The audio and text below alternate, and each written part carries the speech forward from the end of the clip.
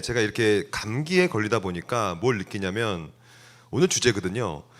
이게 피할 수가 없어요. 이 감기는. 뭐 어떻게 해도 걸려요. 이게 마치 죄와 같다. 그러니까 죄라는 것은 이런 거잖아요. 이 감기가 인류가 아무리 발전돼도요 극복이 안 돼요. 이 인플루엔자라고 하는 이 바이러스가 극복이 안 되고 있잖아요. 똑같아요. 이 죄라는 것과 싸우는 거, 그게 이제 오늘 주제거든요. 여기 보면 이게 보여요? 저는 잘 안 보이는데? 보이죠? 오케이. 그리스도인으로 살아내기라는 것 자체가 사실은 평생 있는 우리 죄, 감기처럼 떨어질 수 없는 그 죄, 이것과 이제 어떻게 싸워야 되는 것이고 또 어떻게 살아내야 되는 것인가, 이 내용을 오늘 보려고 하거든요. 그래서 딱 1부, 2부 나눌 거고요. 핵심은 여기 옆에 보면 개혁파 윤리학이라는 책이 나왔습니다. 이게 뭐냐면 제가 사실 늘 와서 뭐 칼빈도 얘기했고 바빙크도 얘기했고 기억이 나실 겁니다. 다 까먹으실 줄 믿습니다. 바빙크 이런 분이 있었어요. 맞죠? 헤르만 바빙크. 근데 바빙크가 썼던 책이 개혁파 윤리학이 아니라 우리가 봤던 책들은 개혁파 교의학이었어요. 그러니까 조직신학 책을 본 겁니다. 근데 거기서 멈추면 안 되기 때문에 오늘은 그것에 대한 실천편. 그러니까 바빙크가 의도적으로 먼저 교리책을 먼저 썼습니다. 그게 이제 개혁 교의학이라는 책이고, 그 다음에 죽기 직전에 계속 모아놓은 원고를 통하여서 개혁파 윤리학이라는 책을 쓴 건 아니고 강의 안을 쓰시고 결국에는 다 못 맞추시고 돌아가셨단 말이죠. 이게 거의 뭐 유작에 가깝죠. 그래서 개혁파 윤리학을 오늘 우리가 함께 볼 건데요. 그만큼 우리가 이제 어떻게 살 것이냐의 문제예요. 솔직히 교회 다니고 교리 공부하고 우리가 뭐 같이 열심히 신앙생활 하는 것 자체는 굉장히 중요하지만 그것이 굉장히 위험할 수 있어요.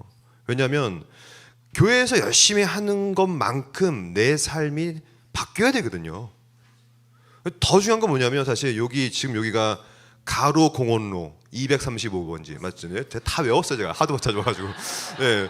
그러니까 이곳에서 여러분들 요 문을 나가는 순간부터가 중요한 거예요. 여기서 뭐 우리가 북치고 장구치면 뭐 합니까? 어떻게 가로수길을 떠나서 그리스도인으로 살아낼 것이냐, 이 문제이기 때문에 오늘 이 문제를 두 가지로 볼 겁니다. 1부는 이 우리의 삶은 육적인 삶이 아니거든요. 그러니까 육적인 삶과 싸우는 게 영적인 삶이기 때문에 이게 뭔지 본질을 배우겠습니다. 언제나 본질이 중요해요.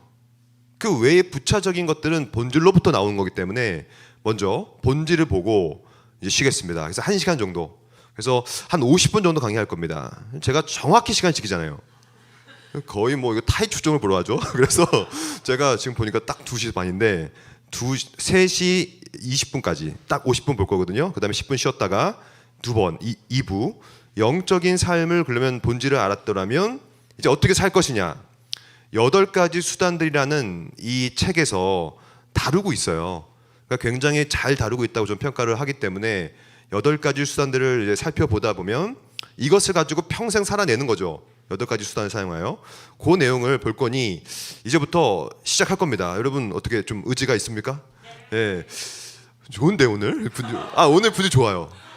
오늘 뭔가 분위기가 좋아요. 그래서 제가 볼 때 왜 분위기가 좋은가 생각해 봤더니 이 모든 공로는 누구에게 있다? 한 주에게 있다. 한 주. 하주? 하주. 미안합니다. 하주. 하주에게 있다. 하주 저기 뒤에 있잖아요. 하주. 원래 애들이 있으면 분위기가 좋아요. 그래서 이 하주래매 이름이 맞죠? 근데 이제 다음에 애가 또 나오면 이제는 이름을 하절주로 한번 지어보는 거 어때요?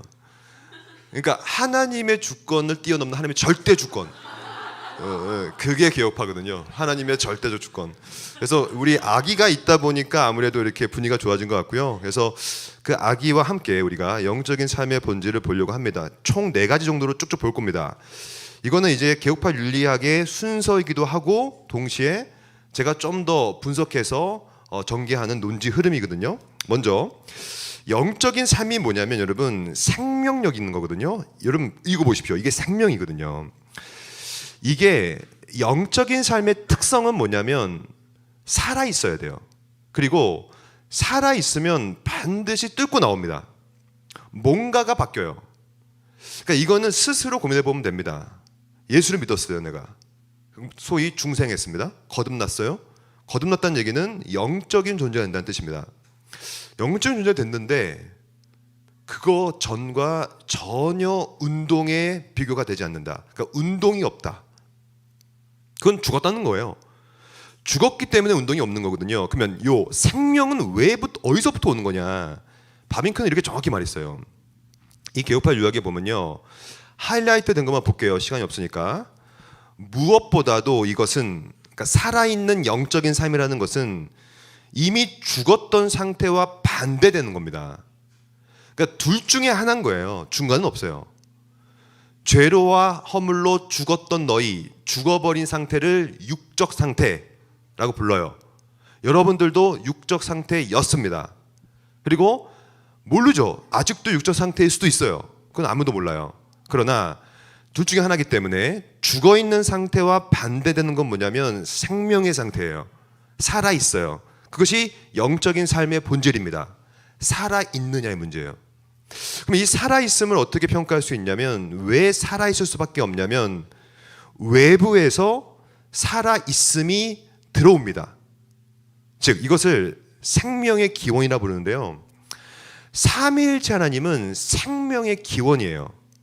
왜냐하면 땅이 공허하고 흑암이 있고 아무것도 깊음밖에 없었는데 거기다가 생명체를 심어 주신 분이 하나님이시기 때문에 그분이 생명의 기원이죠. 그래서 우리가 삼위일체 하나님을 알고 그분과 교제하고 그분을 섬기는 예배, 경배를 하는 순간 우리 안에 생명이 들어오게 된다는 거예요. 생명. 그래서 여기 보면 모든 피조물의 생명은 하나님으로부터 와요. 그 말은 여러분들이 삶에 생명력이 없는 이유는 하나님 외의 것들이 내 안에 채워지기 때문에 그거밖에 없어요. 이게 핵심이에요. 그러니까 내가 내 안에 무엇으로 채워지고 있느냐의 문제입니다. 내 안에 하나님이 채워지고 내 안에 있는 본질이 하나님을 의존하게 되면 당연히 거기서부터 생명이 오는 것이죠. 이것을 신학에서는 좀 어려운 표현인데요. 뭐라고 하냐면 프린키피아라고 불러요. 따라해 봅시다. 프린키피아. 이거 세탁소 이름 아닙니다. 예, 크린토피아 아닙니다. 이거 갖고 헷갈리더라고. 크린토피아는 세탁소고 이거는 프린키피아. 이 프린키피아의 뜻은 뭐냐면요, 근본이에요. 근본. 즉 영적인 삶은 뭐냐면 내가 프린키피아라고 하는 실제의 근본을 소유하고 있느냐 아니냐의 문제예요. 여기 보면 프린키피아는 실제, 사실 이거 프린키피움의 복수형인데 실제라는 거예요. 근본, 원인들, 근거, 기초석. 그러니까 쉽게 말하면 기초입니다. 이 기초적인 근본 프린키피아가 내 안에 있느냐 없느냐를 결정되는 겁니다. 그럼 이게 뭐냐? 이 프린키피아는 삼위일체적인 것인데 이렇게 정리할 수 있어요. 제가 짧게 넘어갈게요. 이거 기본적인 내용들은 한번 잘 들어보세요. 프린키피아는 뭐냐면 삼위일체예요. 왜냐? 모든 것의 시작은 창조주 삼위일체니까. 그러니까 어디 뭐가 있든지 그 존재 안에는 프린키피아가 있는데 그건 다 하나님이 삼위일체입니다.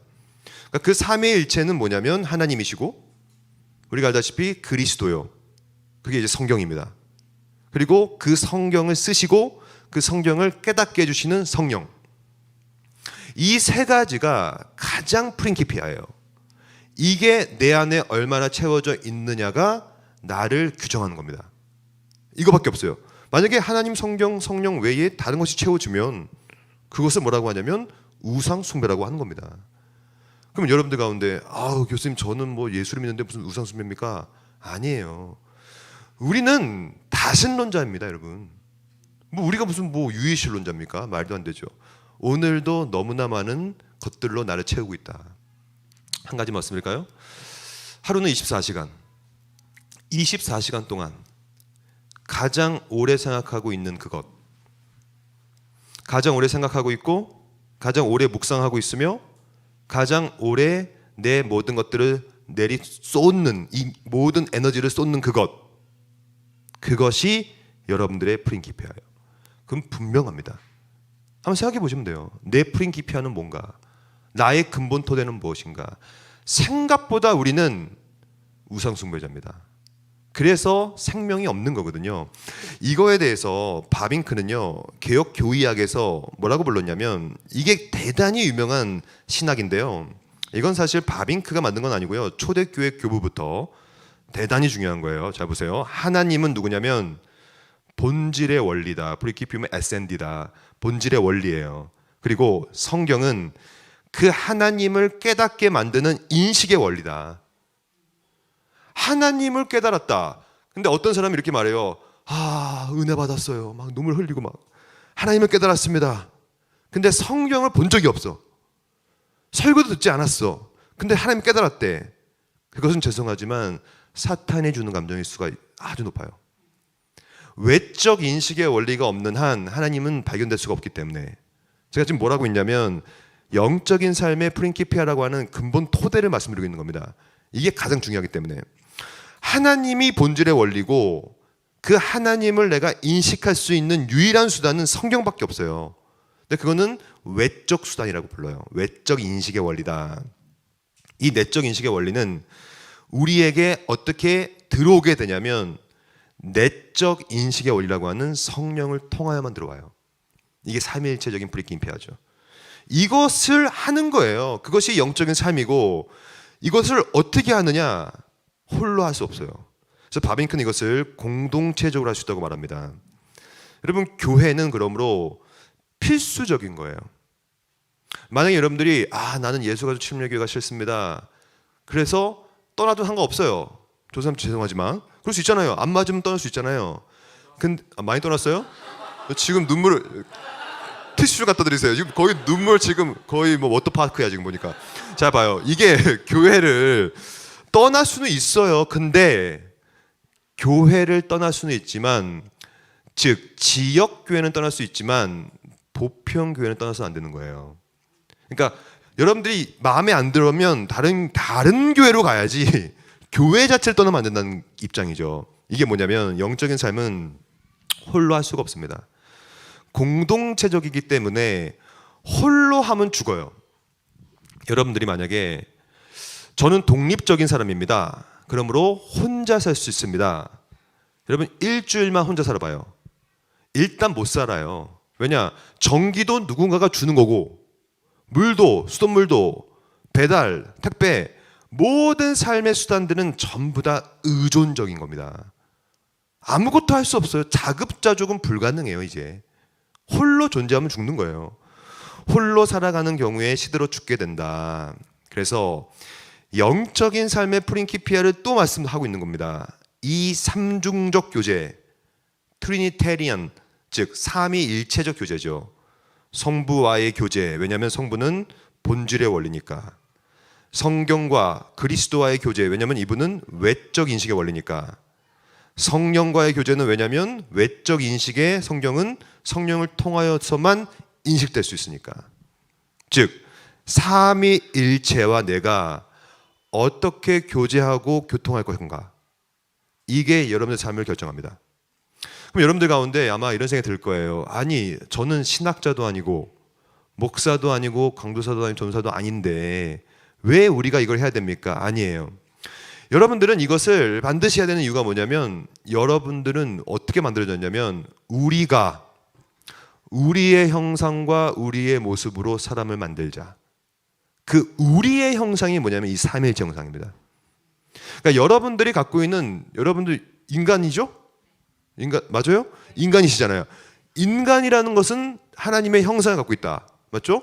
그 형상이 뭐냐면 우리의 형상이다. 그 우리가 삼위일체입니다. 그러니까 우리는 이미 이렇게 삼위일체적인 형상을 갖고 태어나기 때문에 그 삼위일체 하나님을 믿고, 그 다음 문장, 믿는 자는 하나님의 생명을 경험하고 믿는 자는 성령 안에서 성자로 말미암아 성부로부터 오는 생명을 경험하고, 이것밖에 없어요. 여러분, 생명을 받는 것, 내 삶의 움직임이 있을 수밖에 없는 이유는 성령 안에서 성자로 말미암아 성부로부터 오는 생명을 경험하는 것이고, 그 생명은 역으로 성령 안에서 성자로 말미암아 성부에게로 나아가는 것, 이게 전부예요. 이게 가장 중요한 본질인데 이것을 바빙크는 굉장히 구체적으로 묘사하기 시작합니다. 한번 쭉 들어가 볼게요. 그래서 총 5가지로 볼 건데요. 그럼 이 프린키피아가 있다면 여러분 이것까지 이해되셨습니까? 솔직히 이해 안 되는 분 손 들어보세요. 눈치 보지 마시고. 왜냐 안 되면 다시 할 거예요. 왜냐하면 이 프린키피아가 안 되는데 아무것도 될 수가 없기 때문에. 그러니까 삼일체적인 형상을 닮아가는 것이 본질이다. 그거 이제 이해됐습니다. 그럼 그것을 어떻게 할 것이냐를 5가지로 볼 건데요. 일단 성경이 말하고 있는 영적인 삶이 뭐냐를 보고, 두 번째는 영적인 삶만 갖고 있는 특유한 방식이 있어요. 이게 뭔지 보고, 세 번째는 근본적인 원리를 보고, 핵심을 보고 속성을 하나씩 보겠습니다. 쭉쭉 가면요 이제 정리될 겁니다. 먼저 성경은 영적인 삶은 뭐라고 말하고 있는가, 여러 가지가 쓰는데요. 이렇게 써요. 그리스도 안에 있는 사람을 뭐라고 부르냐면 새로운 피조물. 왜냐? 죽었다가 살아났기 때문에 그렇습니다. 그리고 그리스도 예수 안에서 하나님께 대하여 살아있는 자, 그리고 내 안에 그리스도께서 사시는 자. 요 성경의 표현들을 신학적으로 정리하자면 그것이 뭐냐면 은혜의 상태에 있는 자. 은혜는 뭐냐면 믿는 자가 그리스도로 말미암아 들어가게 된 상태, 은혜의 상태라 부른다. 이것이 굉장히 중요한 얘기인데 잘 들어보세요. 여러분들의 삶이 어지럽거나 불평이 나오거나 자꾸 비관적이거나 그 모든 이유의 근원은 은혜를 경험하지 못하기 때문에 그래요. 은혜가 전부입니다. 은혜만 경험하면요 누가 내 발을 밟아도 그럴 수 있지. 그래 밟을 수 있지. 너 그래 괜찮아. 근데 은혜가 없다. 살인 납니다. 정말로. 이게요 뭐냐면 은혜라는 것이 굉장히 소중한 가치인데, 원래 우리는 은혜가 없는 상태에서 내 앞에 있는 걸 보면요 다 걸림돌로 보입니다. 하필이면 내가 이런 흙수저 집안에 태어났나, 하필이면 이런 부모를 나한테, 하필이면 내가 왜 이런 삶을 살게 되었지? 라고 전부 다 걸림돌로 보여요. 그래서 비관만 합니다. 우리 총신대학에서 우리 젊은이들 20살, 21살, 22살 만나보면요, 와 여러분 요즘에 그 우울증 약을 엄청 먹어요 애들이. 그리고 공황장애 약 굉장히 많이 먹습니다. 그래서 제가 물어봐요. 왜 이렇게 먹어? 그러면 그냥 들어보면요 뭐 안 좋아. 집안이 일단 안 좋고요. 아버지가 뭐 칼 들고 막 이렇게 왔다 갔다 하고 막 집에서 막 이러니까 애가 막 우울증에 빠지는 거예요. 물론 그런 힘든 일이 있어요. 그러나 은혜라는 것이요 관점을 완전히 바꿔요. 그래서 은혜라는 것이 탑재이 되잖아요. 그러면 내 앞에 있는 모든 걸림돌들이 이제는 놀랍게도 디딤돌로 보여요. 이걸 경험하셔야 됩니다. 그래서 은혜를 경험하면요 일단 증거가 뭐냐면 세상이 핑크빛이 됩니다. 샤를랄라 있잖아 그거. 정말. 어떤 사람은요 나가서 보면 그냥 다 흑빛으로 본다고. 그건 아직 은혜를 깊이 체험하기 못했기 때문에요. 은혜만 경험하면요 그냥 핑크빛이야. 모든 것이 기쁘고 그렇게 되는 겁니다. 왜냐하면 그 이유가 있어요. 바빙크는 이것을 뭐라고 불렀냐면 은혜의 상태를 자유의 상태라 불렀어요. 자유. 의지로 우리의 눈을 돌리면 우리는 이제 자유구나 생각해봐요. 여러분들이 노예가 아직 돼보지 않아서 그러는데 진짜 노예가 돼보세요. 우리 아버지도 노예고 할아버지도 노예고 대대로 노예였다는 거예요. 그러면 소망이 없잖아요. 그러면 뭘 봐도 비참하죠. 근데 우리는 이제 은혜의 상태라는 것은 하나님으로부터 온 진리가 주는 자유 안에 있다는 얘기거든요. 그럼 내가 자유롭다고 생각해봐요. 저는 이제 지금으로부터 25년 전에 저는 군대에 있었거든요. 제가 미친 듯이 맞았어요.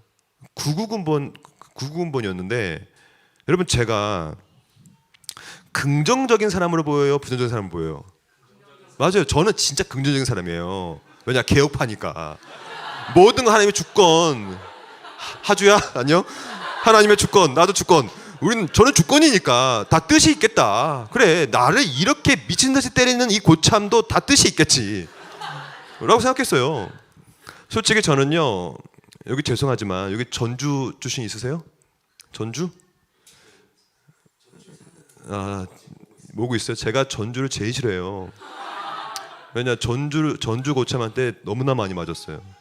그래서 전주에 트라우마가 있어요. 근데 제가 그렇게 긍정적인 사람인데 제가 무슨 마음을 들었는지 알아요? 실제로 제가 탈영을 결심했어요. 왜냐면 이렇게 맞으면 난 죽겠구나. 내가 불구가 되겠구나. 왜냐면 그 전주 고참이 저를 때렸는데 무릎을 그렇게 때렸어요. 그럼 때리면 뭐라 하냐면, 왜 내가 너 무릎을 때린 줄 알아? 그래야 너가 불구가 되지 라고 때렸단 말이에요.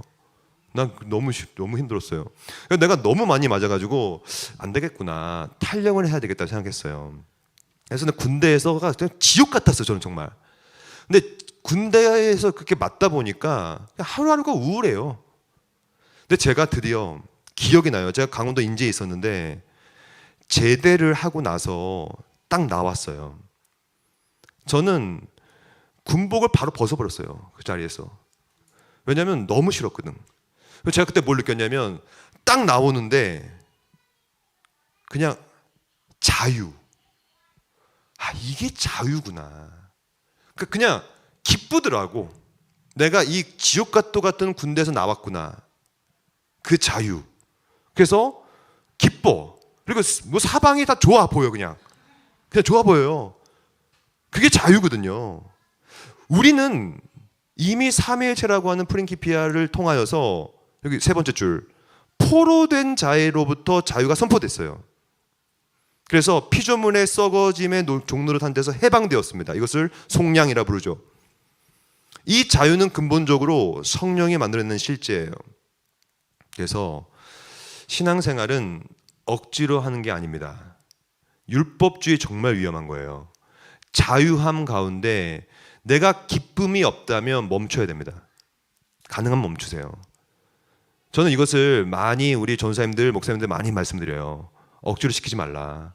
기쁨 가운데 해야 된다. 멈춰도 상관없어요. 왜냐하면 자유 가운데 하는 것이 필요하고, 그 자유를 바로 새로운 피조물이다, 그리스도에 대해서 안에서 하나님께 대하여 살아있는 자다, 이런 말을 쓰기 때문에 이 자체로 성경은 계속해서 은혜의 상태, 자유의 상태라고 말하는 것이죠. 그럼 두 번째, 그럼 이렇게 자유로운 사람은 영적인 사람이 된 건데, 은혜 가운데 있는 사람, 이제 이 사람은 어떻게 살아가야 되느냐 문제죠. 근데 여기서 정말 중요한 말씀 드릴게요. 이 영적인 삶, 그리고 예수를 잘 믿는 삶을 가리켜서 어떤 사람들은요, 자꾸 초자연주의만 따라가는 사람들이 있어요. 굉장히 위험한 거예요. 그게 뭐냐면, 어떤 사람들은요, 일상을 버린 채 예수를 잘 믿어요. 정말 위험한 겁니다. 영적인 삶의 근본 원리는 다른 삶을 사는 것이지만, 현재 나의 일상이라든지, 이것을 뭐라고 하냐면 자연이라 불러요. 자연. 자연을 배제하지 않습니다. 절대로. 그러면 이것은 뭐냐면 결국에는 질서라는 거예요. 내가 예수를 잘 믿어요. 그래서 막 신앙이 충만해. 은혜가 충만해서 막 다 핑크빛이야. 근데 내 삶의 질서가 깨지고, 가정이 깨지고, 제가 이건 남녀차별이 아닌데요, 한번 말을 해볼게요. 이런 겁니다. 쉽게 말하면 어떤 권사님이 계세요. 예수 잘 믿어. 너무 잘 믿어. 그래서 교회 봉사하고 예배드리고 모든 걸 열심히 해요. 너무 좋죠. 근데 집에 가서 아이들 밥은 절대 차리지 않아. 남편한테 밥을 절대 차려주지 않아. 이게 맞아요? 맞지 않습니다. 영적인 삶의 생명은 내 일상의 질서를 깨지 않아요. 자연적인 것을 배제하지 않습니다. 이렇게 말하고 있어요. 영적인 삶이 앞에서 언급한 다른 종류의 삶과 아무리 많이 달라도 내가 갖고 있는 현재 자연적인 삶을 배제하지 않아요. 그리고 내 삶, 내 자연적인 삶과 상극도 아니에요. 그래서 이것을 뭐라고 하냐면, 지나칠 정도의 경건주의는 위험합니다. 이게 뭐냐면, 선한 것, 악한 것으로 이분법을 만들어버리죠. 그래서 영적인 것은 다 선한 것이요, 야, 내가 하나님을 섬겨야 될 사람이 이렇게 돈을 벌어도 되나? 돈을 버는 건 세속적인 것이 아닌가? 라고 이분법 구도 내에 위치시켜버리는 것이죠. 그래서 이것을 어떻게까지 하냐면, 나는 성령에 의해서 살아가야 될 사람인데 이 세상을 사는 것은 너무 지나치게 죄스러운 것이니 이거 뭔가 좀 배제하는 삶을 살아야겠다 이러면서, 이게 되게 위험한 영적인 삶을 잘못 사용하는 삶의 특성이에요. 일상이 없어요. 극단적 이분법이죠. 이것을 영지주의라고 불러요. 지나치게 영적인 것만 선하다고 얘기하는 것. 이런 삶 특성은 뭐냐면 이제 모든 게 다 이분법이에요. 여러분, 음악은 어때요? 음악은 선한 거예요, 악한 거예요? 음악은 선한 겁니까, 악한 겁니까? 그렇게 말할 수가 없잖아요. 네, 선과 악이라고 볼 수가 없잖아요. 영화는 어떨까요? 영화가 악해요, 선해요? 잘 보세요. 이것을 저는 어떻게 생각하냐면 가치 중립이라고 생각해요. 가치 중립. 음악 가치 중립이에요. 영화도 가치 중립이죠. 게임은요. 게임도 저는 가치 중립이라고 생각해요. 중요한 것은 누가 이것을 하냐가 중요한 거예요. 그게 핵심이죠. 어떠한 사람이 음악을 대하느냐, 음악을 하는 것이냐, 어떤 사람이 영화를 하는 것이냐. 여러분, 교회의 음악 속에서, 예배 음악 속에서 EDM 사용하면 돼요, 안 돼요? 뚜뚜뚜뚜뚜뚜뚜뚜뚜뚜뚜뚜 올라가는 거 하면 돼요, 안 돼요? EDM 돼요, 안 돼요? 여러분, 예배 음악에서 힙합 사용하면 돼요, 안 돼요? 메탈은요? 어떻게 생각해요? 이걸 우리가 이분법적으로 생각하면 안 돼요. 저는 누가 하느냐가 핵심이에요. 만약에 어떤 사람이 있어요. 찬양 사역자입니다. 이 사람이 정확한 신학적 이유와 설득력 있는 구조와 왜 내가 이 음악을, 왜 힙합과 EDM을 예배 때 사용할 것이냐에 대한 정확한 성경적 이유가 있으면 저는 오케이예요. 저는 문제 없다고 봐요. 왜냐? 이게 진리가 주는 자유예요. 이것을 우리는 아디아포라라고도 하는데요. 여기 나와 있는 것처럼 아디아포라는 누가 하느냐에 따라서 선할 수도 있고 악할 수 있다는 개념이에요. 근데 이게 없으면요, 완전 율법주의로 갑니다. 그래서 되게 경직된 삶을 살게 돼요. 세상 속에서 뭐든지 다 비판적으로 보면서 그건 안 돼, 안 돼, 안 돼. 그럼 나중에 남는 건 뭡니까? 기도원에 올라가서 혼자 살아야 됩니다. 그런 삶이 살아야 되는 거예요. 그래서 여러분, 깐푼 신학교라고 있는데요, 네덜란드에. 여기서 개혁파 윤리학자라고 하는 다우마라는 분이 있어요. 이렇게 썼어요. 물론 경건주의자들의 삶의 행태는 우리가 본받을 건 있습니다. 너무 세속적인 가치 따라가지 않고요. 왜냐하면 이 당시는 19, 20세기였으니까 집시 문화, 프리섹스주의가 많았단 말이죠. 그래서 음란한 삶을 살아가는 사람들이 많았던 사회 속에서 경건주의 좋죠. 근데 문제가 뭐냐면 마지막에 보면 지나치게 선, 악으로 일상을 극단적으로 단순화시킨 것은 옳지 않습니다. 그렇게 다 볼 수가 없는 거거든요. 더 문제는 뭐냐면 일상이 없어요. 일상. 그들에게는 모든 것이 영적인 것이었고 영적인 맛을 내야만 해요. 그래서 여러분, SNS 사용할 때 너무 자꾸 은혜롭게 영적으로만 하지 마요. 어떤 사람이 이런 게 있어요. 이게 여러분들은 안 그럴 건데 저는 이제 신학교에서 사역을 하니까 신학생들의 종특이 뭔지 아세요? 신학생들은요, 그냥 일상 속에서 자꾸 영적인 맛을 내려고 그래. 그래서 그냥 지하철 타고 가다가 갑자기 거기서부터 무슨 신학적 개념을 이끌어내. 그다음에 거기다 적어놔. 이 지하철이야말로 죄의 모습이 아닌가. 뭐 어쩌라고. 이러면서 제가 볼 때는 왜 그러냐면, 나는 그래도 신학생이고 나는 신학을 공부하는 사람이니 나는 신학적으로 세상을 봐야 돼라고 하는 강박관념에 빠진 것 같아. 일상을 사세요. 그냥 일상을. 왜 모든 것을 다 영적인 맛을 내야만 합니까? 이것은 뭐라고 하냐면 신학에서는 자연과 초자연의 균형이라 불러요. 초자연만 남아도 문제입니다. 그러면 다 기도원에 가야지. 다 목사 돼야지. 초자연은 자연을 회복시키는 겁니다. 다시 한번, 초자연은 은혜고 생명인데 이거는 죽어있는 자연계에 들어가서 그것을 배제하는 게 아니라 그걸 회복시키는 겁니다. 여기 나와 있잖아요. 그들이 보기에는 은총이란 자연을 치유하는 것이라기보다는 오히려 자연을 뒤엎어버리고 그것을 흡수시켜버리는 것. 그러면 초자연만 남기 때문에 문제입니다. 일상을 사세요, 일상을. 그리고 영적인 사람의 특성은 뭐냐면 일상 속에서 다른 삶을 사는 게 핵심이에요. 자연을 없애는 것이 아니라. 그래서 저는 뭐라고 생각하냐면 일상 속에서 매력적인 삶이 돼야 된다고 생각합니다. 이게 저는 핵심이라고 생각해요. 그래서 누가 봐도 저 사람은 뭐길래 달라? 근데 알고 보니까 예수를 믿는 사람인 거예요. 아, 그랬구나. 이게 베스트예요. 아, 예수를 믿어서 그렇게 하는 거구나. 근데 반대가 최악이지. 자, 그럴 줄 알았다. 아, 개독교였어? 아이고, 그럴 줄 알았는데 진짜 그랬네. 그러니까 저렇게 살았지. 이게 최악이야 정말. 그래서 저는 어떻게 생각하냐면 여러분, 예수 믿는다는 말을 하지 마요. 자신 없으면. 오히려 드러내는 게 좋아요. 드러나지는 것. 알고 보니까 예수를 믿었네. 이 사람은 일상도 잘 살고 삶도 잘 살아가는데 신앙까지 좋네. 이렇게 가는 게 맞거든요.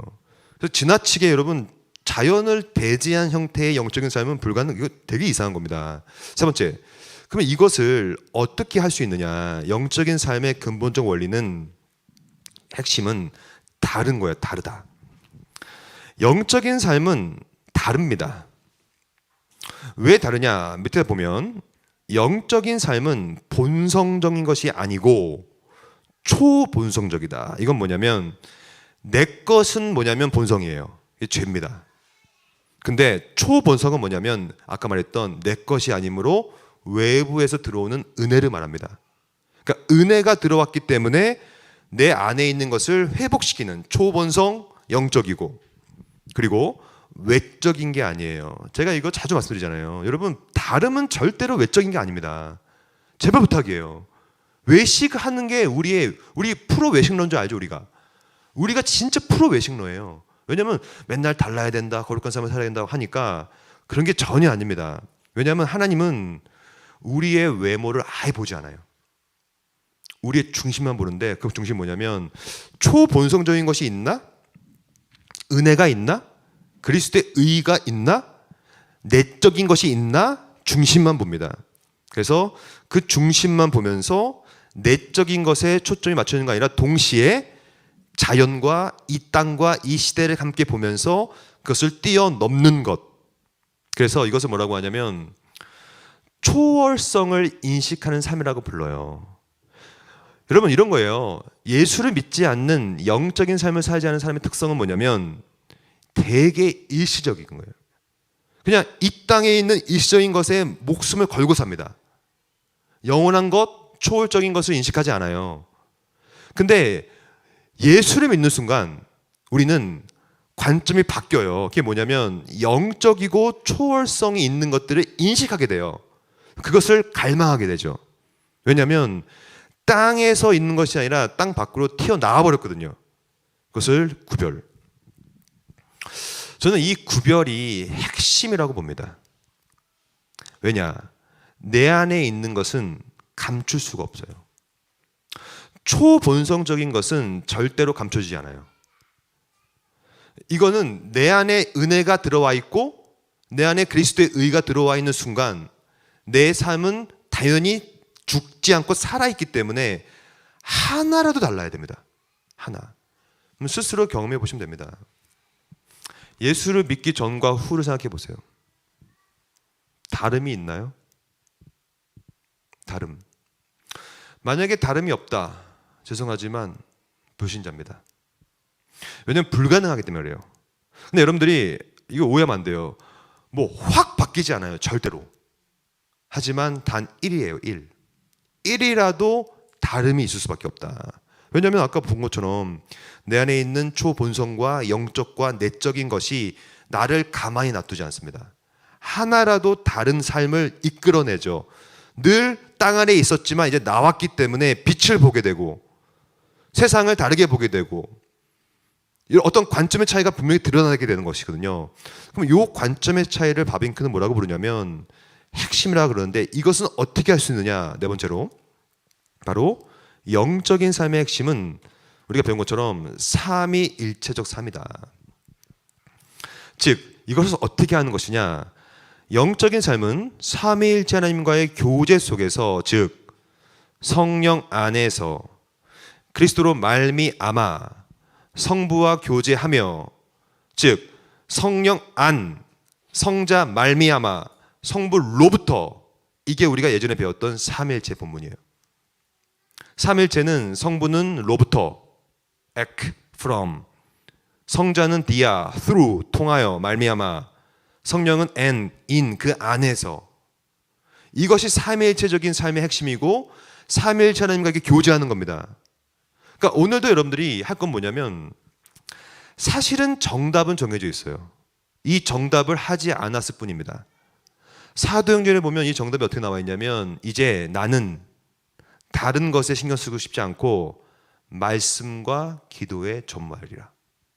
그래서 저는 1부 때는 좀 더 진리, 신학적인 본질을 말씀드리고 있고 2부 때는 그래서 기도에 대한 말을 좀 많이 할 겁니다. 왜냐하면 수단 중에 가장 중요한 게 기도거든요. 결국에는 성부 하나님의 뜻, 그것을 성자를 통하여 성령 안에서 하나님과 교제하는 삶, 이게 프린키피하고 이게 전부예요. 이 외에는 없어요. 만약에 이 외에 비법이 있습니다, 이단입니다. 비법은 없어요. 신비로운 것도 없어요. 신령한 것도 없어요. 이미 정답은 정해져 있어요. 말씀과 기도밖에 없다. 말씀과 기도 외에는 이런 유가 나갈 수 없느니라. 가장 부작용이 덜한 수단입니다. 그것이 삼위일체의 교제거든요. 그럼 이 삼위일체와 교제하면 이제 어떻게 되는가? 속성이 생기는데, 즉 삼위일체와 교제한 영적인 삶의 본질은 삶의 색깔이 바뀌는데요. 어떻게 바뀌냐? 이제 원래는 그냥 가식적인 삶을 살고 영적인 삶이 아닌 육적인 삶을 살았지만 진정한 삶을 살게 되고, 진정한 삶이라는 건 뭐냐면 하나님이 나에게 주시는 뜻을 내가 실행하는 삶, 그리고 영혼을 바라보는 삶, 그리고 의식을 지닌 삶, 이게 중요해요.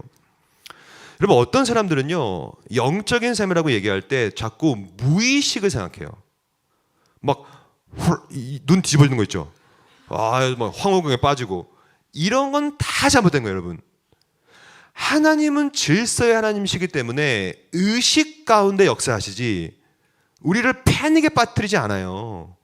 의식을 지녀야지, 의식. 왜냐면 영혼의 기능이니까. 하나님은 인식하고 의식하고 주변을 살펴보고 하나님을 사랑하고 이웃을 사랑하고 의식을 갖고 어떻게 하냐면 그것을 자유롭게. 저는 자유를 되게 중요시하게 생각합니다. 왜냐하면 억지로 해서는 될 게 없어서요. 뭐 물론 억지로 하면 하긴 해요.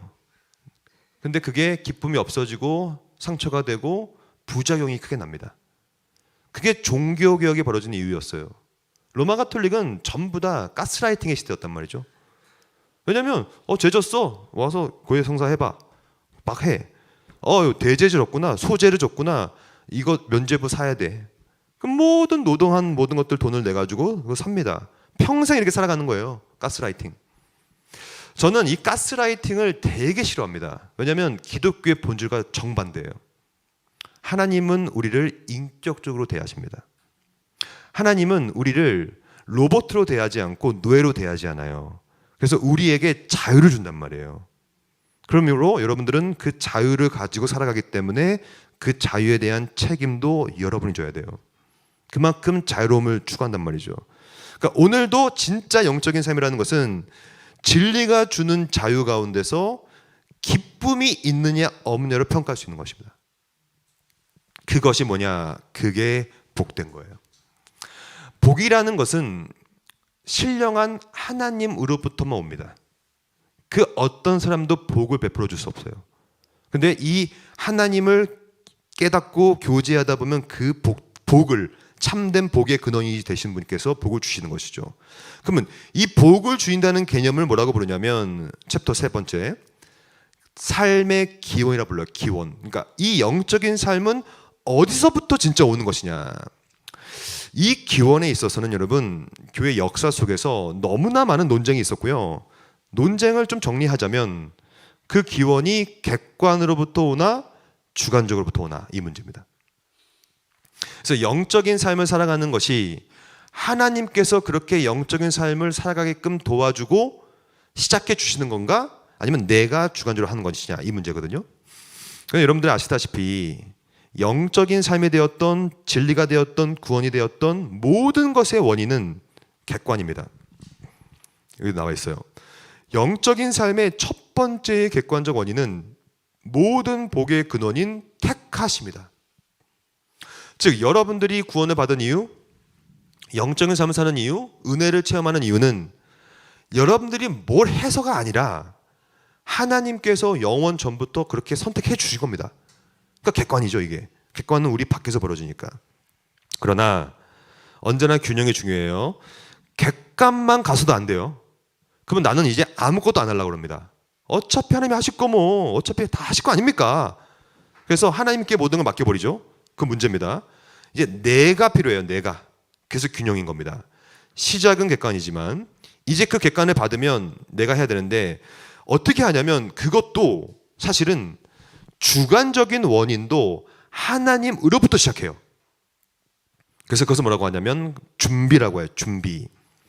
그래서 뭘 준비해 주시느냐면 하나님께서 죄에 대한 자각, 회개, 죄를 지었던 나의 모습을 수치스럽게 생각하고 두려움, 안식, 이런 것들을 하나님께서 준비시켜줘요. 우리 마음을. 그럼 이제부터는 여러분들이 그렇게 해야 돼요. 이제 내가 깨닫고 이제 내가 눈물 뿌려 회개하고. 이거에 대해서는요, 제가 한 말이 아니라 이미 17세기, 이게 그 유명한 도르트 총회예요. 여기서 이미 나온 말이에요. 즉 하나님의 은혜는 갑작스럽게 일하지 않고 하나님은 미리 우리의 성품을 준비해 주시는 거예요. 그래서 우리의 마음밭이 완고했는데 그것을 풀어줘요. 그리고 하나님께서 알아서 준비시켜줘요. 이 준비라는 개념이 그래서 하나님의 일하심인데요, 이렇게 말하고 있어요. 비유인데 나무를 말려 나중에 땔감으로 사용하는 것과 비슷한 의미이다. 여러분, 물에 빠진 나무를 한번 태워보셨습니까? 안 타요. 아무리 센 불로 해도 안 탑니다.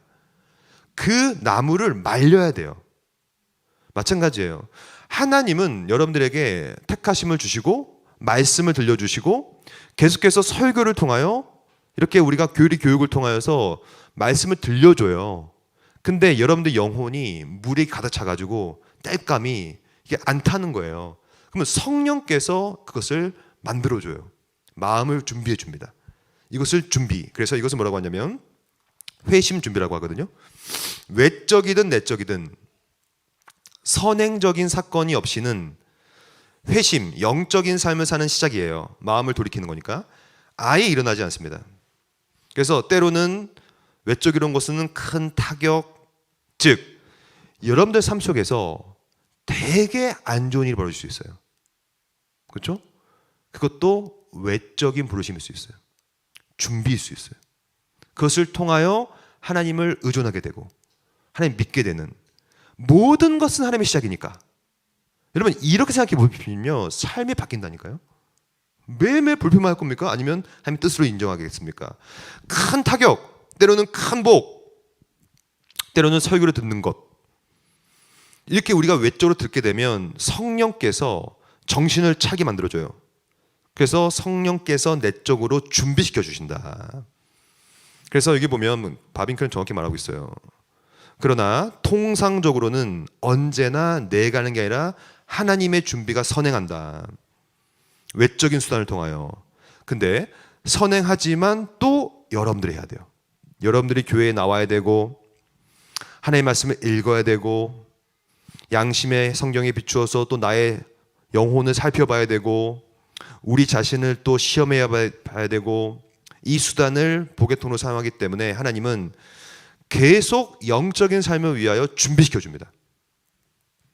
이 준비를 바빙크는 대단히 다양한 표현을 쓰고 있는데요. 일단 우리의 일상 속에서 특별한 인도하심을 줄 수도 있어요. 어떻게 될지는 몰라요. 그렇게 할 수 있습니다. 그리고 우리의 완고한 본성을 굴복시켜요. 그리고 중요한 것은 율법에 대한 진지한 고찰을 하게 만들어줘요. 이 율법은 뭐냐면 말씀이거든요. 이거는 되게 중요한 증거물인데, 만약에 여러분들이 진짜 말씀이 막 미친 듯이 싫은 거야 진짜. 막 그냥 이 말씀이 너무 싫어. 그리고 이런 게 있어요. 실제로 설교를 듣는 거가 너무 싫은 거야. 그리고 지금은 이제 억지로 끌려오신 거야. 보니까 억지로 끌려왔고 이렇게 듣는 것 자체가 싫어. 신학을 공부하는 것 자체가. 이거는 아직 하나님께서 준비를 시켜주지 않았다라고 생각이 듭니다. 근데 만약에 여러분들이 설교를 듣고 싶어하고 말씀 듣는 게 재밌고 교리 공부하는 게 재밌으면요, 하나님의 준비가 시작되었어요. 하나님께서는 언제나 율법에 대해서 진지한 고찰을 하게 만들어주거든요. 그 이유가 뭐냐면 말씀에 대한 고찰은 반드시 내가 얼마나 죄인임을 느끼게 만듭니다. 그것이 율법의 제1용법이라고 하는 거울의 용법이라고 해요. 말씀 앞에 나를 세워요. 여러분 거울 왜 봐요? 뭐가 뭐 묻었나? 뭐 고춧가루 껐나? 보는 거 아닙니까? 나의 결점을 보는 거잖아요. 똑같아요. 말씀을 주시는 이유는 뭐냐면 너를 봐라. 말씀 앞에 세워 본 너의 모습을 봐라. 즉 죄에 대한 고찰을 하게 만들어주죠. 그래서 어디까지 가게 되냐면 두려움을 갖게 만들어줘요. 내가 이렇게 죄인인데 내가 구원받을 수 있을까? 이러한 죄악 가운데 살아가는 내가 하나님 앞에 은혜를 받을 수 있을까라고 하는 율법의 형벌에 대한 두려움과 절망이 생겨요. 이것들이 없으면 영적인 삶은 없습니다. 왜냐하면 이거는 회심이라는 거거든요. 회심이 있어야 칭의가 있는 거예요. 이러한 마음의 돌이킴, 회개와 죄성 자각이 있어야 됩니다. 그럼 여러분들 가운데 이건 어떻게 하는 겁니까? 이런 것들을 저도 느끼고 싶은데 어떻게 느낄 수 있습니까? 알 수가 없어요. 알 수가 없어. 그냥 바람과도 같아요. 여러분 바람이 어디서 오는지 어떻게 알아요? 바람이 언제 오는지도 모르고 어디로 갈지도 몰라요. 그래서 이거는 뭐냐면 이 영적인 삶에 되었던 회심에 되었던 구원이 되었던 은혜가 되었던 이거는 이렇게 바람으로 묘사하는 이유는 뭐냐면 내가 어떻게 할 수 없는 것이라는 거예요. 하나님의 때에 하나님의 작정하에 그래야만 이게 은혜거든요. 그렇지 않으면 어떻게 되냐면 야 너는 왜 그거밖에 안 했어? 이렇게만 좀만 더 하면 아마 받을 수 있을 텐데 나도 그렇게 해서 받았어. 이렇게 소위 자랑하게 되겠죠. 그것이 에베소 2장 가르침이잖아요. 믿음으로 말미암아 은혜로 말미암아 믿음이란 선물을 받아서 우리가 구원받았는데 그 이유는 그렇게 하지 않으면 다 자랑할 것이다. 그것이 바로 이 개념이에요. 즉 우리는 이 일이 어떻게 일어나는지 알지 못해요. 어떻게 하면 영적인 삶을 내가 가질 수 있을까를 이게 거듭남이요 회심이기 때문에 굉장히 신비롭습니다. 이거 바람은 자기가 불고 싶은 곳으로 불고 우리는 감히 그 거듭남을 분석할 수가 없는 겁니다. 헤아릴 수가 없어요. 왜냐? 이거는 우리가 이해할 수 없는 절대적으로 새로운 시작이니까요. 그러나 맨 밑에 보면 그럼에도 불구하고 우리가 할 건 단 하나밖에 없어요. 말씀의 노출 빈도를 높이는 것밖에 없어요. 최소한 교회에 와서 앉아서 말씀을 듣고 최소한 이 시간에 와가지고 피곤한 시간인데 근데 여러분 오늘 되게 잘 듣네. 네, 되게 잘 들어. 지금 보니까 이게 다 하주의 공로가 있으니 한데 하주는 자네? 하주야 자고 있네.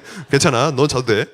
네, 근데 여러분들 이제 좀 잘 버티고 있어요. 그래서 이렇게 하는 것 자체가 대단히 하나님께서 지금 준비시키는 하나의 과정이라고 생각하면 됩니다.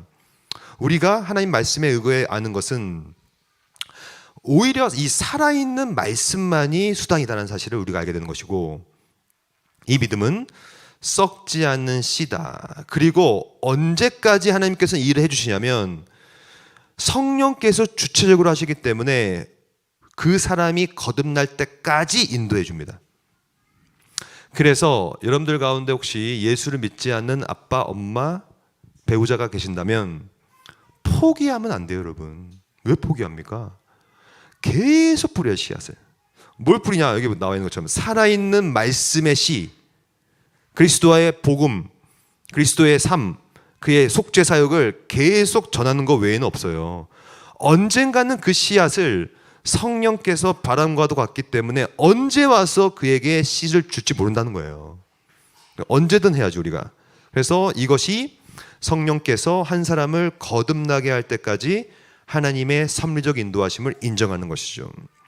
마지막으로 1부 마지막은요. 그러면 이렇게 되면 영적인 삶이 이제 내 안에 들어오게 된다면 이제 나는 어떻게 바뀌는가? 어떻게 바뀌냐면 이제 믿음이 생깁니다. 사실 영적인 삶이라는 것을 요약하자면 결국에는 믿음이 있는 삶입니다. 믿음. 삶의 질을 믿고 그것을 이해하여서 그와 교제하는 것. 믿음이 뭡니까? 믿음은 늘 기억하세요. 아는 것입니다. 여러분들이 예수님을 모르는데 믿는다? 거짓 믿음. 이거 거짓 믿음이에요. 모르는데 어떻게 믿어요? 알아야 믿고 아는 것을 신뢰하는 것이며 아는 것을 받아들이는 것이며 아는 것을 믿는 게 믿음이에요. 영적인 삶의 결론은 그러므로 믿음이라고 하는 굉장히 포괄적인 선물을 받게 됩니다. 아주 포괄적인. 그래서 하나님이 누군지를 알게 되고 그분을 신뢰하게 되고 불확신하지 않고 확신 가운데 거하게 되고 내가 들었던 바를 동의하게 되고 의지를 사용하여 이제 그대로 살아내려고 하는 것까지 이게 믿음이에요. 즉 믿음을 통하여서 살아내는 것, 그게 그리스도인의 살아내는 것의 핵심이죠. 성경에서 믿음은 단순히 지적인 행위가 아니에요. 큰일 납니다, 여러분. 진짜 공부만 많이 하면 큰일 나요. 그런 사람 많기 때문에 많이 알고는 있지만 그것을 가지고 그리스도와 인격적 관계를 맺지 않죠. 영적인 유대도 없어요. 그래서 이건 왜 그러냐면 이 다양한 요소 중에 어느 하나만 방점을 찍었기 때문에 그렇습니다. 제가 볼 때는 한국 교회를 평가해 보면요, 한국 교회는 이 5가지 중에 어디에 방점을 찍었냐면 의지에 찍었어요. 그 말은 아무것도 모른 채 봉사하고 있고 아무것도 모른 채 성가대 하고 있으며 아무것도 모른 채 교사를 하고 있는 겁니다. 의지가 발동돼 가지고 잘못된 겁니다. 알지 못하면 하면 안 되거든요. 정확한 관계를 맺어야겠죠. 그래서 17세기 신학자라고 하는 트레틴, 이분은 이렇게 얘기했어요. 믿음은 그러므로 단순하지 않다. 복합적이다. 다양한 요소가 있어요. 왜냐? 이 믿음이라는 것은 언제나 어떠한 형태를 갖고 있냐면 전인적입니다. 바빙크는 이것을 되게 강조해요. 머리와 가슴은 함께 가야 합니다. 둘 모두가 필수예요. 스스로 지금 평가하시면 됩니다. 딱 평가해 보세요, 스스로를. 왜냐면 자기가 자기를 제일 잘 아니까. 머리가 강한 사람은 가슴을 키워야 돼요. 그리고 가슴이 강한 사람은 머리를 키워야 돼요. 이것을 의도적으로 해야 합니다. 그렇지 않으면 반드시 기울어요. 그게 죄의 모습이기 때문에. 죄는 균형을 늘 잃거든요. 그래서 언제나 이 둘은 필수기 때문에, 그러나 필수지만 우선순위는 있다. 머리가 먼저입니다. 왜냐하면 알아야 믿고 알아야 하니까. 그래서 머리와 가슴이 함께 가야 전인적인 영적인 삶을 살게 되는 것이고, 그래서 가장 핵심은 잘 믿는 거예요. 잘 믿는 것이 전부입니다. 그 말은 그리스도를 잘 알고 신뢰하고 의지를 품고 뭔가를 하는 것까지 포함되는, 믿는다는 것은 그래서 그리스도인이 유일하게 해야 하는 일입니다. 믿는 것. 근데 이 믿음 안에는 이런 요소들이 있기 때문에 단순히 믿고 퉁치는 게 아니라는 겁니다. 믿는 게 전부기 때문에 배워야 되고 신뢰해야 되고 확신 가운데 동의 가운데 의지 가운데 있어야 한다. 그래서 이것을 언제나 완전하게 충분하게 필수적으로 해야 되는 것이다. 그럼 여러분들 여기까지 들으면 결국에는 영적인 삶의 시작도 하나님이 해주시는 것이며 객관적으로 준비조차도 하나님이 해주시는 것이면 믿음도 뭐 하나님께서 알아서 해주시겠구나. 이것을 기계론적인 이해라고 불러요. 그렇지 않아요. 여러분들이 하지 않으면 아무런 성장이 없을 겁니다. 왜냐? 믿음이라는 것은 하나님과 인간 사이에 함께하는 협력 사역이거든요. 신적 협력이라 불러요. 하나님 해주시지만 동시에 내 역할도 필요합니다. 기계론적인 건 없어요. 그래서 바빙크는 이것을 뭐라고 했냐면 이것은 유기적인 것인데, 이것만 보고 1부 마칩니다. 믿음으로 말미암아 그리스도와 그리스도의 공로를 자신의 것으로 만든 결과는 이제 잘 보여요. 자신의 것으로는 누가 만드냐면 또 내가 만들어요. 협력 사역이죠. 그래서 이 성장은 기계론적인 것이 아니라 유기적으로 벌어지는데, 이 유기라는 게 뭐냐면 여러분들의 성향, 성격을 사용합니다. 그래서 어떤 사람은요 조용히 신앙사람도 있어요. 그거 뭐 정죄하면 안 됩니다. 그 유기적 때문에 그래요. 그 사람의 성격대로 가는 겁니다. 어떤 사람은요 막 뜨겁게 막 그냥 눈물 콧물 다 쏟으면서 막 난리가 나. 여기 막 린스칠 하잖아요. 뭔지 알아요? 콧물로 린스칠 하잖아요. 콧물이 이게 삐까뻔쩍 하거든. 린스칠 하면. 과거 교회는 이게 다 마룻바닥이라 가지고 그게 가능했거든요. 지금은 안 되겠네. 그런 사람도 있어요. 뜨겁게. 어떤 사람은 너무 뜨겁다. 이것도 유기적인 거기 때문에. 왜냐? 도덕적 특질은 우리에게 기계적으로 부어지는 것이 아니라 믿음으로 말미암아 우리 주관 안에 들어오는 거예요. 객관적인 은혜가 우리 안에 들어와서 우리와 동화돼요.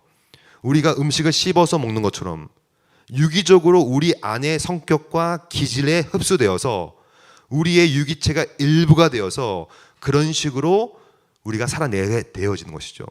마치 성경과 똑같죠. 성경도 하나님이 쓰셨지만 각각의 성경 저자들의 성격을 사용하여 직업을 사용하여 쓰셨던 것처럼, 그러니까 신앙생활은 그러므로 굉장히 다채로운 모습이 나올 수 있어요. 이것을 율법적으로 되면 안 됩니다. 그렇게 돼야만 해. 그런 건 없어요. 굉장히 유기적인 관계이기 때문에 유기적으로 성장하지만 중요한 것은 일단 무빙이 있어야 돼요. 이 움직임이 있어야 되고 뭔가 자라나는 것.